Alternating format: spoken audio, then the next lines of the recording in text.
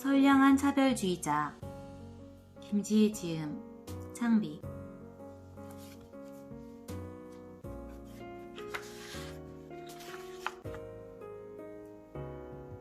당신은 차별이 보이나요? 선량한 차별주의자의 탄생. 차별은 어떻게 지워지는가? 차별에 대응하는 우리들의 자세. 차별은 어떻게 지워지는가? 웃자고 한 말에 죽자고 덤비는 이유. 인종으로 놀리는 게 웃겨? 흑인 분장은 개그가 될 수 있을까?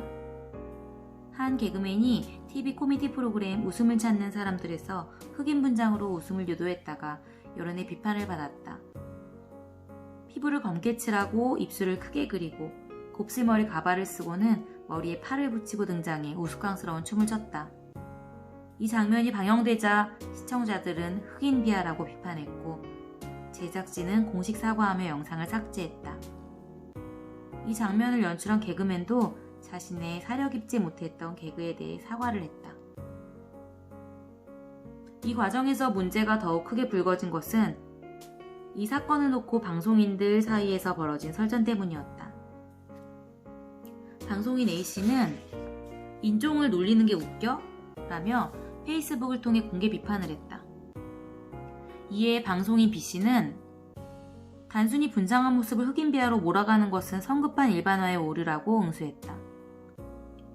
이어지는 방송인 B씨의 응답을 보자. 단순히 분장한 모습을 흑인 비하로 몰아가는 형의 이 성급한 일반화에 오르는 어떻게 해석이 되냐면 영구 맹구라는 캐릭터는 자폐 아들에 대한 비하로 해석될 수 있고 예전에 한국의 시커먼스라는 오랫동안 사랑받았던 개그란 것도 있었어. 그럼 그것도 흑인 비하인 건가? 이 글을 통해 영구, 맹구, 시커먼스라는 오래된 개그 소재들이 소환되면서 사실 그동안 얼마나 많은 프로그램들이 개그와 비하 사이를 오가고 있었는지 돌아보게 만들었다. 그로부터 약 30년이 지난 오늘날 중요한 변화의 하나는 그런 개그가 웃기지 않다고 말하는 사람들이 나타났다는 것이다.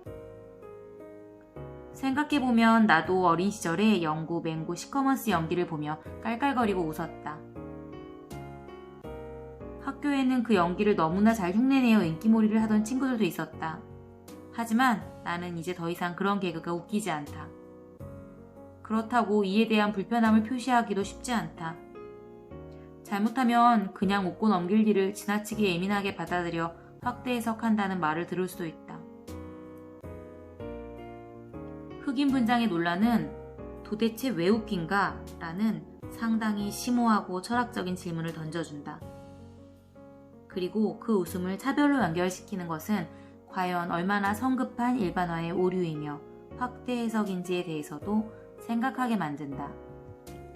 웃자고 한 말을 우리는 가볍게 웃어넘겨야 할까? 아니면 정말 죽자고 달려들어야 할까? 집단 간의 관계에서도 마찬가지의 현상이 나타난다. 사람들은 자신이 동일시하는 집단을 우월하게 느끼게 하는 농담, 달리 말하면 자신이 동일시하지 않는 집단을 깎아내리는 농담을 즐긴다. 만일 상대 집단의 감정이입이 일어나면 그 농담은 더 이상 재미있지 않다. 상대를 나와 관계없는 사람, 별로 중요하지 않은 사람이라고 여겨야 농담을 즐길 수 있다. 상대 집단에 대해 부정적인 편견을 가지고 있다면 어떤가? 결코 자신과 동일시하지 않는 거리를 두고자 하는 집단에 대한 비하는 내가 속한 집단의 우월성을 확인하는 즐거운 일이 된다. 최근 한국 사회를 뜨겁게 달군 키워드인 혐오 표현은 약자들을 향한 언어 유희의 현상으로 대표된다. 주로 인터넷 커뮤니티와 포털 사이트의 댓글을 통해 특정 집단을 향한 비하성 언어들이 만들어지고 유통되었다. 무엇이든 웃음거리가 된다면 괜찮다는 듯 집단적 편견과 적대감이 봉인 해제되었다. 이런 놀이의 잔혹성은 특히 그 표현의 발신자와 수신자의 간극 사이에 존재한다. 수신자의 입장에서 그건 비하예요 라고 말할 때 발신자가 피할 의도가 없었어요 라고 답하는 진부한 레퍼토리가 이 간극에서 나온다. 피할 의도가 없었다면 무슨 의도가 있었을까? 원래의 의도는 웃음을 유도하려는 경우가 많다.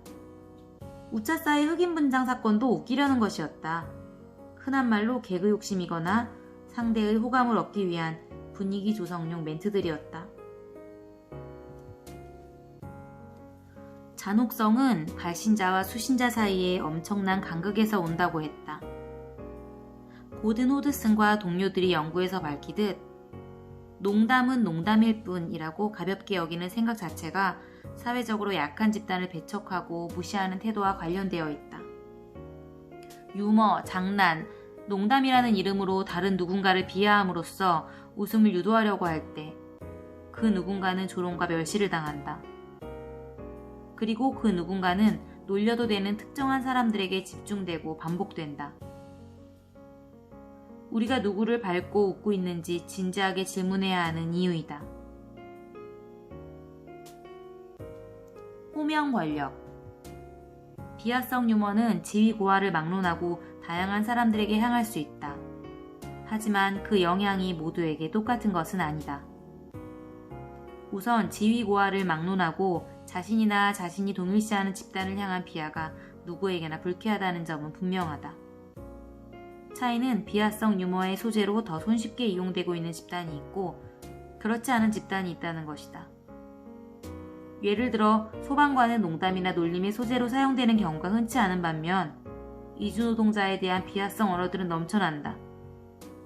정치인에 대한 비하성 표현은 없지는 않지만 장애인에 관해 일상적으로 사용되는 비하성 표현에 비할 바가 아니다. 반응 없는 반응. 유머가 사회적 권력과 관련되어 있음을 이해하면 유머가 가지는 힘의 차이도 짐작할 수 있다.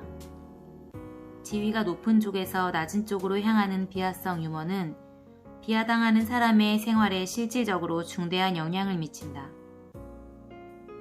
반면 지위가 낮은 쪽에서 높은 쪽으로 향하는 비하성 유머는 말하는 사람이 그 순간 스트레스를 해소하는 카타르시스 효과가 더 크다. 다수와 소수, 교사와 학생, 고용주와 피고용인, 상사와 부하 직원, 남성과 여성, 선주민과 이주민 등 다양한 권력 관계에서 유머의 영향은 서로 다르게 나타난다. 일상에서 자주 경험하는 비하성 언어와 각종 표현들은 일상이라서 더욱 풀기가 어렵다. 늘상 반복되어 온 탓에 익숙해진 데다가 워낙 비일비재하여 일일이 대응하기도 어렵다. 특히 유머로 던진 말에 정색을 하고 대응하기는 쉽지 않다. 유머와 놀이를 가장한 비하성 표현들은 그렇게 가볍게 만드는 성질 때문에 역설적으로 쉽게 도전하지 못하게 만드는 강력한 힘을 가진다. 이런 언어 공격은 인간 내면의 아주 본질적인 부분에 비수처럼 날아와 꽂히는 반면 그 말이 왜 문제인지 설명하기는 너무나 어렵고 설명한 기회의 순간은 짧다. 우리는 대개 말문이 막힌 채 그 찰나의 기회를 놓친다. 예전에 한 식사 자리에서 나는 어느 로펌의 원로 변호사와 같은 테이블에 앉은 적이 있다. 나를 비롯한 로스쿨 학생들 사이에서 그는 기분 좋은 큰 목소리로 이런 말을 했다. 여자는 공부 잘해봐야 소용없어. 남자가 공부를 잘해야 큰일을 하지. 옆에 앉아있던 학생들은 이 말을 유쾌한 웃음으로 받아넘겼고 나도 그랬다. 돌아오는 길에 나는 그 일을 생각하며 뒤늦게 화가 나기 시작했다. 그 말을 한 원로 변호사에게 화가 난 만큼 그 자리에서 웃는 모습을 보인 나 자신에게도 화가 났다. 그리고 다시는 그런 말에 웃지 않겠다고 결심했다. 문제 제기를 할 만큼 순발력이 없다면 그런 상황에서 웃지 않는 것이 내가 할 수 있는 최소한의 소극적 저항이라고 생각했다. 한 가지 분명한 사실이 있다. 유머의 중요한 속성 중 하나는 청중의 반응에 의해 성패가 좌우된다는 점이다. 그러니 누가 웃는가? 라는 질문만큼 누가 웃지 않는가? 라는 질문도 중요하다. 우차사의 흑인 부장 사건처럼 웃지 않는 사람들이 나타났을 때 그 유머는 도태된다.